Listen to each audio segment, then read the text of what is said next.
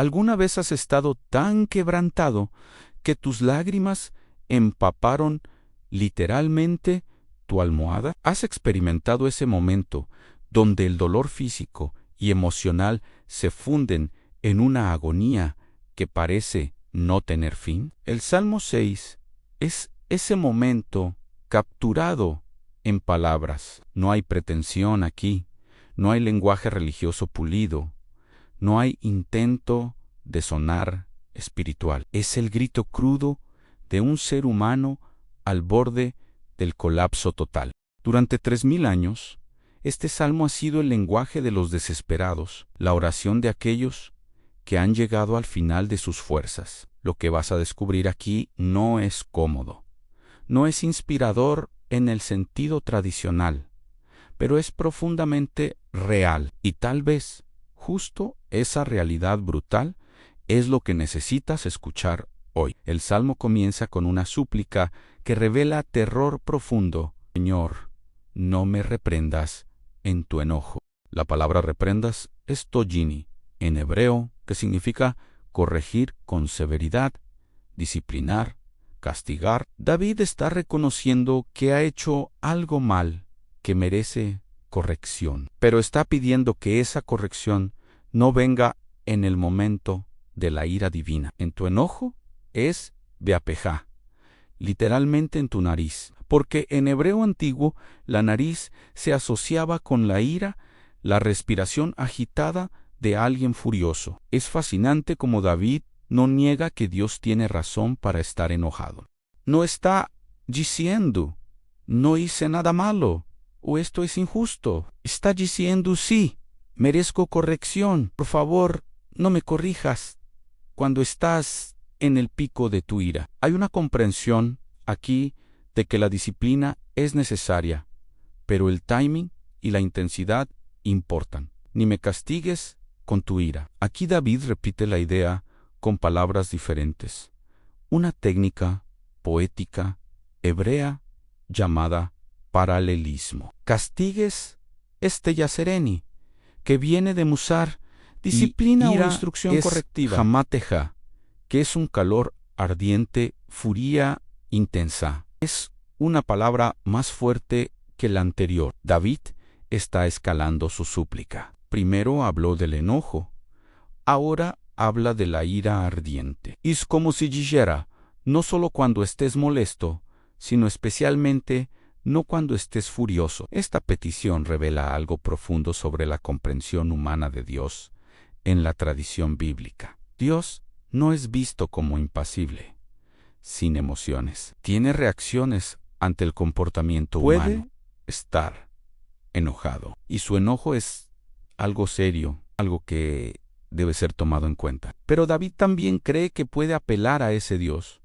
Puede pedir misericordia incluso cuando reconoce que el enojo es justificado. Ten misericordia de mí, Señor, porque estoy enfermo. Aquí viene el cambio de la petición abstracta a la descripción concreta de su condición. Ten misericordiao, Joneni, de gen, gracia o favor no merecido. Y estoy enfermo. Es amnelani, que significa débil, marchito, languideciendo. David está describiendo una condición física real. No es solo angustia emocional o espiritual. Hay algo mal en su cuerpo. La conexión entre su petición sobre el enojo divino y su condición física sugiere que David ve su enfermedad como resultado de alguna forma de disciplina divina. Esta es una perspectiva común en el mundo antiguo. En la enfermedad a veces se veía como consecuencia de pecado o como disciplina correctiva. Hoy entendemos la enfermedad de forma más compleja, pero la conexión entre nuestro estado espiritual y nuestro bienestar físico sigue siendo relevante. Sáname, Señor, porque mis huesos se estremecen. La petición se vuelve más urgente. Sáname es refaíni, que viene de Rafa, sanar o restaurar completamente. Y mis huesos se estremecen es Nibheilu atzamei, literalmente mis huesos están aterrados. En hebreo,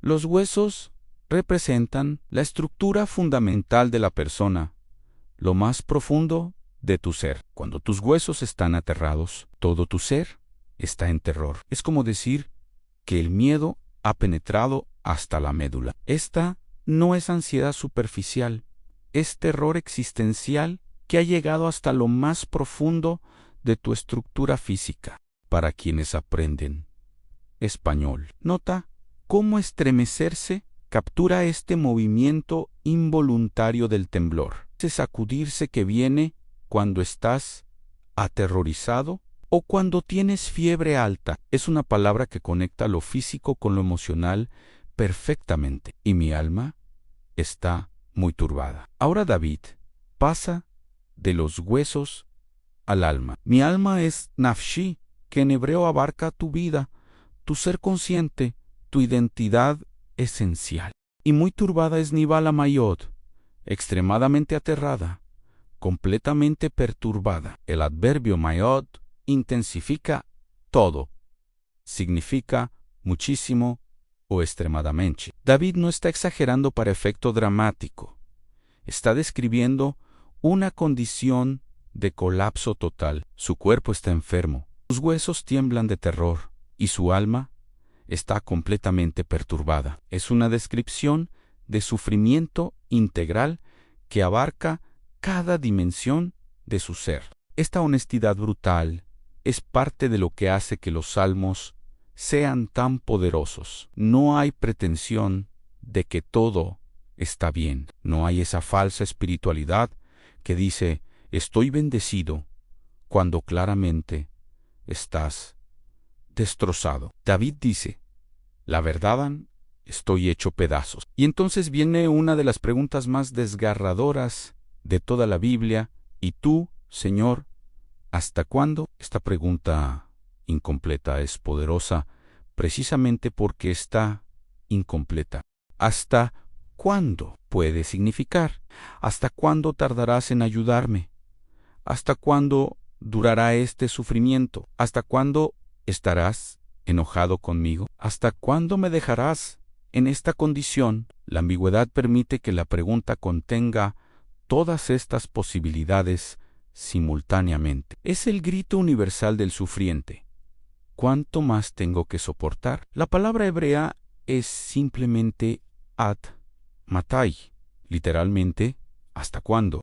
Es una pregunta que millones de personas han hecho a lo largo de la historia cuando el sufrimiento se extiende más allá de lo que parece soportable. Y es notable que la Biblia incluya esta pregunta sin censurarla, sin suavizarla. David puede preguntarle a Dios directamente, ¿hasta cuándo? Vuélvete, Señor, libra mi alma. Ahora vienen las peticiones específicas. Vuélvete es shuvah en hebreo, que significa regresar, volver. Implica que Dios se ha alejado. David o ha vuelto, está pidiendo que Dios vuelva su atención hacia él, que regrese a estar activamente presente en su situación. Libre es Jalzá, rescata, salva, extrae de peligro. Y mi alma nuevamente es nafshi, su vida, su ser esencial. David está pidiendo ser rescatado de esta condición que amenaza su existencia misma. Es interesante que la petición es vuélvete primero y luego libra. El orden importa. Primero necesita la presencia divina. Es casi peor que el sufrimiento de rescate. Con Dios presente, incluso el sufrimiento es más soportable. Sin Dios, incluso circunstancias normales se vuelven insoportables. Sálvame por tu misericordia. Aquí está el fundamento de la petición. David Ginugisi, sálvame, porque lo merezco, o sálvame, porque he sido bueno. Dice, sálvame por tu misericordia, que es Gist, ese amor leal y persistente del pacto. David está apelando al carácter es la base de Dios, de toda esperanza genuina. Si dependiera de nuestro mérito, estaríamos perdidos. Pero si depende de la misericordia divina, hay esperanza. sin importar cuán mal hayamos fallado. Por tu misericordia significa basándote en quién eres tú, no en quién soy yo. Es reconocer que la salvación viene de la naturaleza misericordiosa de Dios, no del merecimiento humano. Esta comprensión es fundamental para cualquier espiritualidad saludable. Libera de la necesidad de ganar el favor divino y permite recibir lo que solo puede ser dado por gracia. Y ahora viene una de las declaraciones más controversiales del Salmo, porque en la muerte no hay memoria de ti. El sepulcro, ¿quién te alabará? David está usando un argumento pragmático. Ansí me muero, ya no podré alabarte. En hebreo, en la muerte no hay memoria de ti. Es Aim Bamavet Sijreja. Literalmente, no hay en la muerte tu recuerdo. Y en el sepulcro es Bishiel, el lugar de los muertos, en la cosmovisión hebrea antigua. David está reflejando la comprensión limitada del más allá que existía en su tiempo. No tenía la revelación completa sobre la vida después de la muerte, que vendría siglos más tarde. Desde su perspectiva, el sepulcro era un lugar de silencio y oscuridad donde no había adoración activa. Por eso puede decir, ¿quién te alabará? Como argumento para que Dios lo mantenga vivo. Este argumento puede sonar casi manipulador para oídos modernos, pero revela algo hermoso en David. Cree que su vida tiene propósito en relación con Dios, alabar a Dios. Recordar a Dios, tener una relación activa con Dios, es lo que hace que la vida valga la pena. No está diciendo sálvame, porque tengo muchas cosas que lograr, o porque soy importante. Está diciendo sálvame, porque quiero seguir en relación contigo, quiero seguir alabándote. Hay una prioridad clara aquí.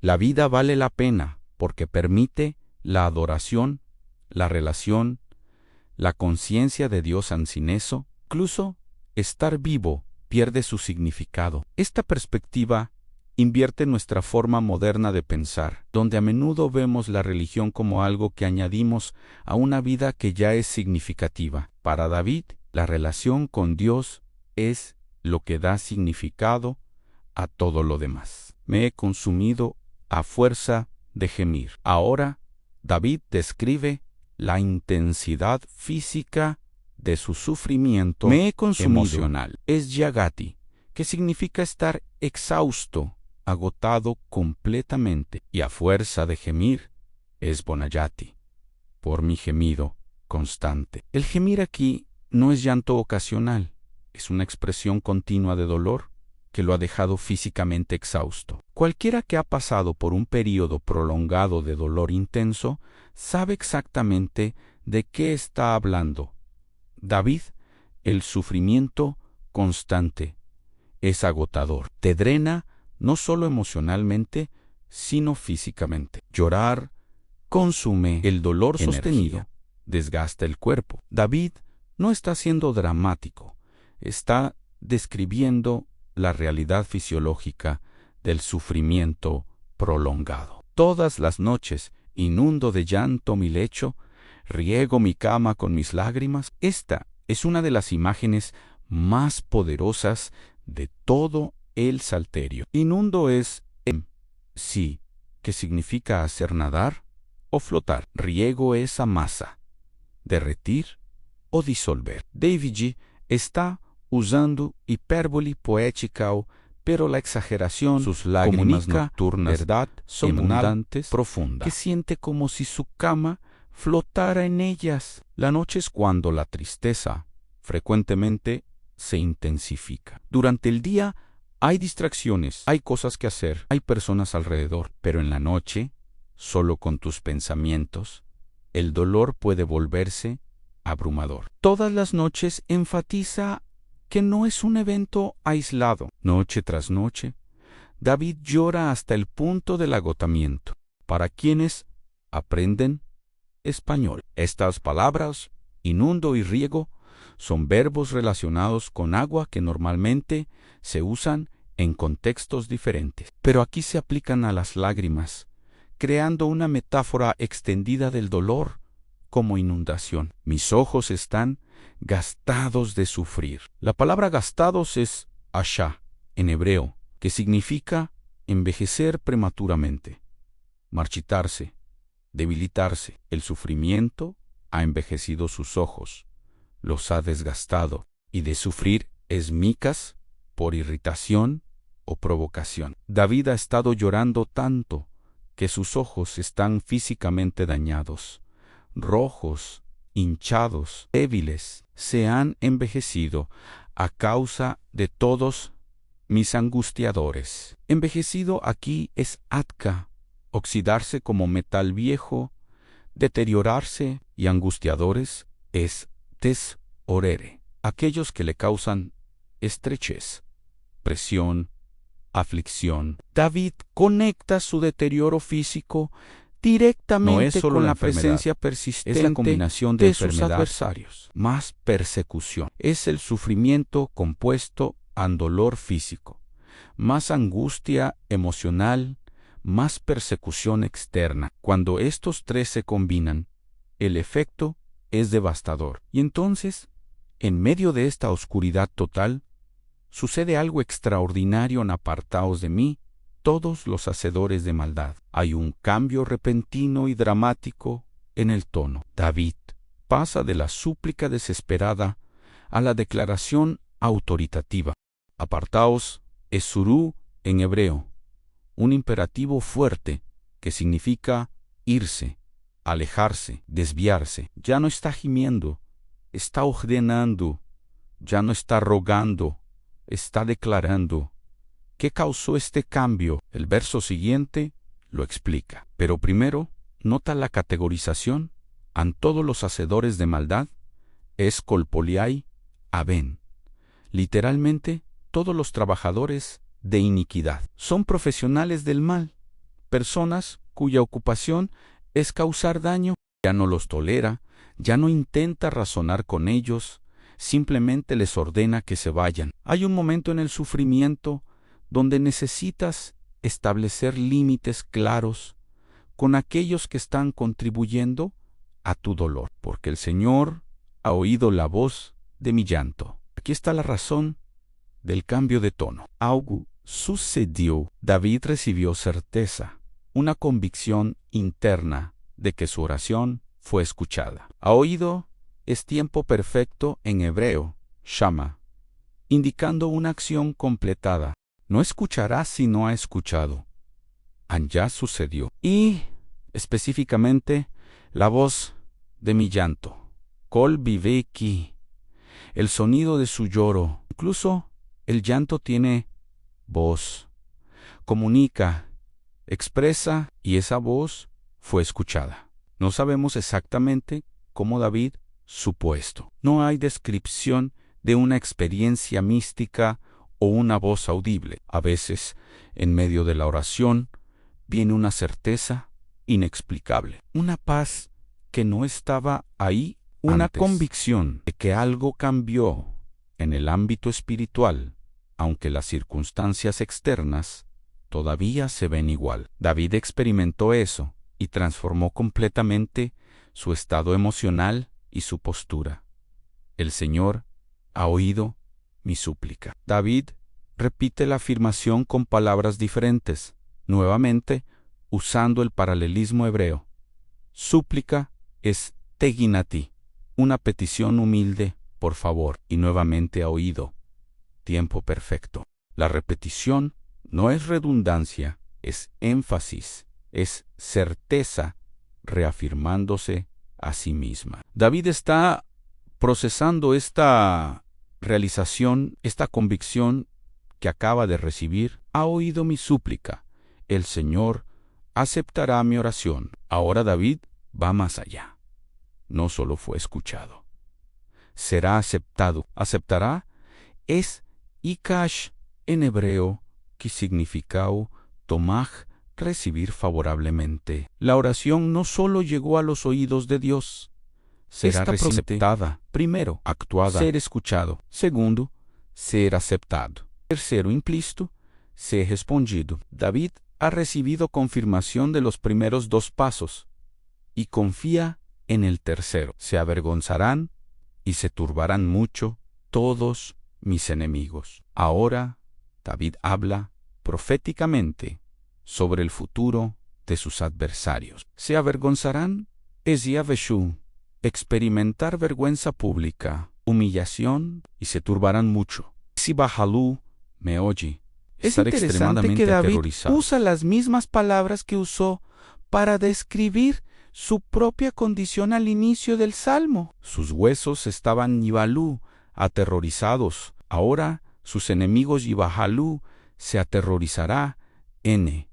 Hay una inversión completa. Lo que él experimentó, ellos experimentarán. Esta es justicia poética, lo que a veces se llama justicia de medida por medida. No es venganza personal, es el orden moral del universo reafirmándose. Los que causaron turbación experimentarán Los que causaron vergüenza, experimentarán vergüenza, se volverán y serán avergonzados de repente. Se volverán es Yasubu, regresar o retirarse. Y de repente es rega, en un momento, instantáneamente, lo que David experimentó como un proceso largo y agonizante. Sus enemigos lo experimentarán súbitamente. Esta asimetría es importante. La restauración de los justos puede tomar tiempo, puede requerir paciencia, puede involucrar sufrimiento prolongado,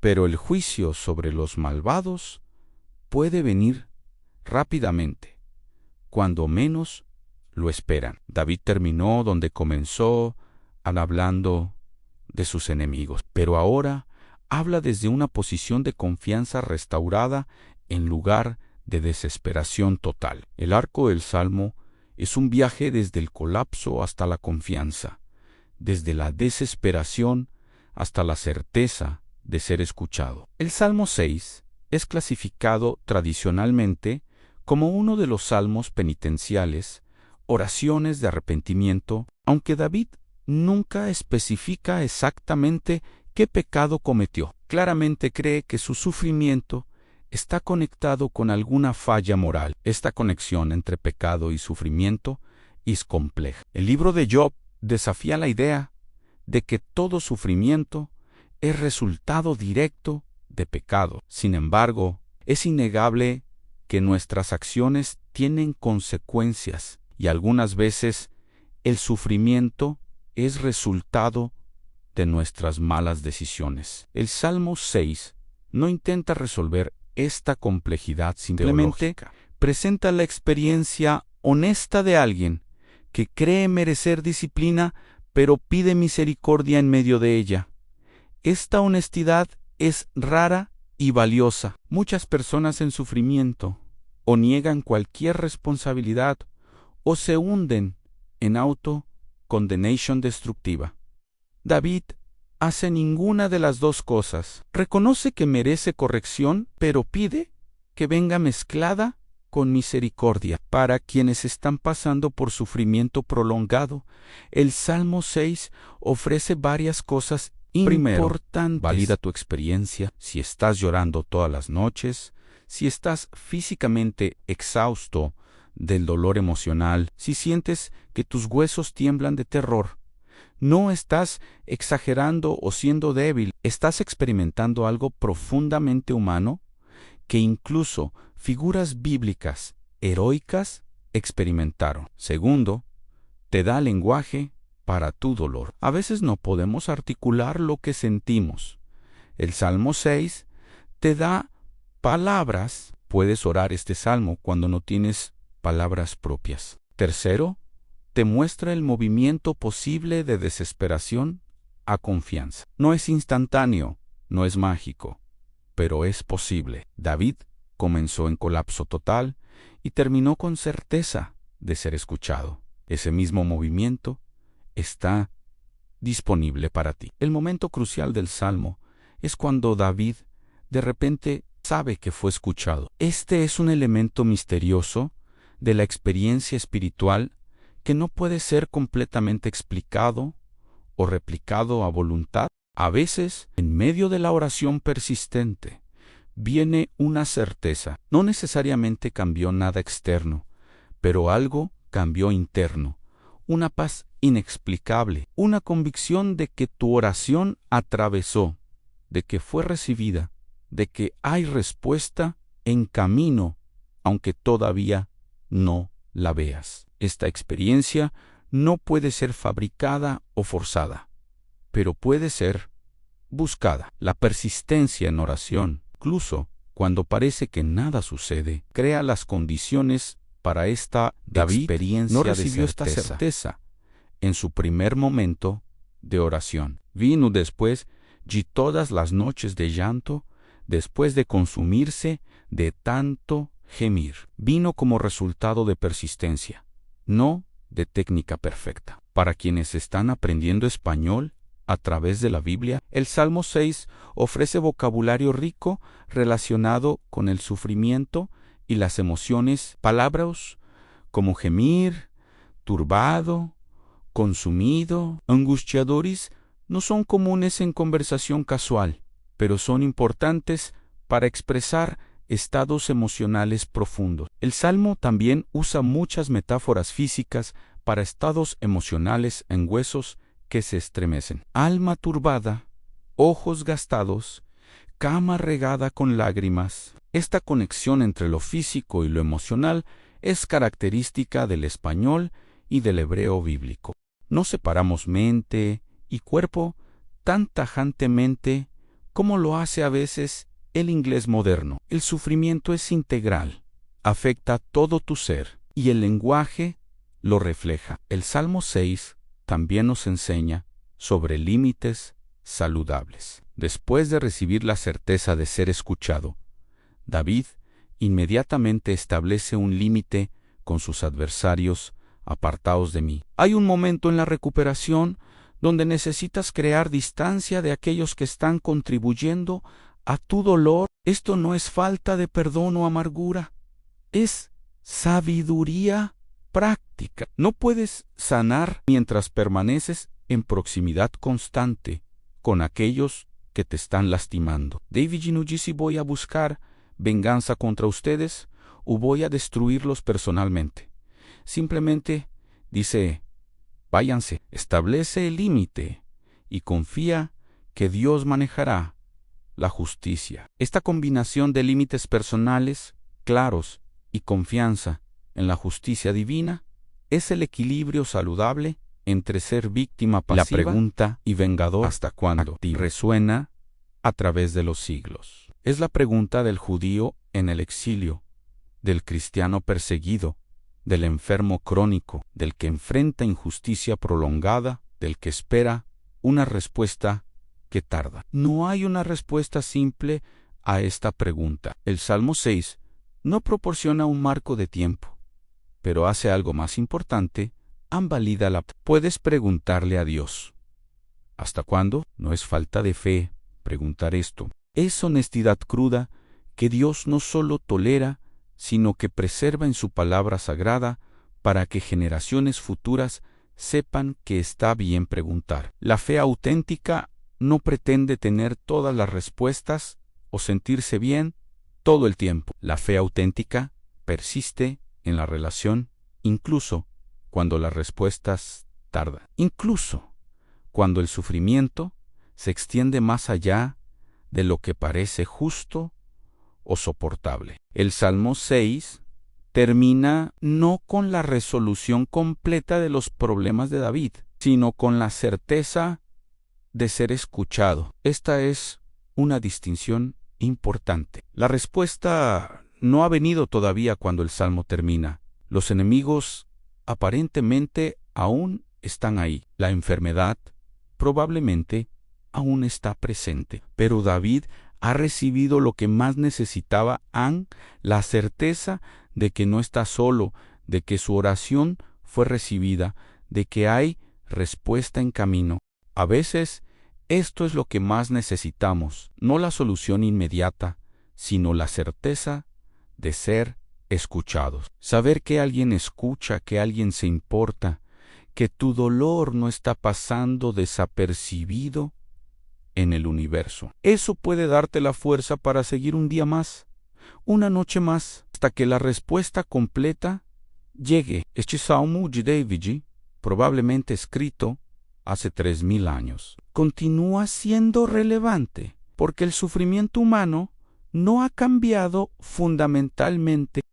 Las circunstancias específicas varían, las enfermedades tienen nombres diferentes. Los enemigos pueden ser personas reales, o sistemas opresivos, o batallas internas, pero la experiencia de estar quebrantado, de llorar hasta el agotamiento, de preguntarle a Dios ¿hasta cuándo? Esa experiencia es universal y atemporal, y la posibilidad de moverte de desesperación a confianza, de colapso a certeza, esa posibilidad también permanece disponible hoy como lo estuvo para David hace milenios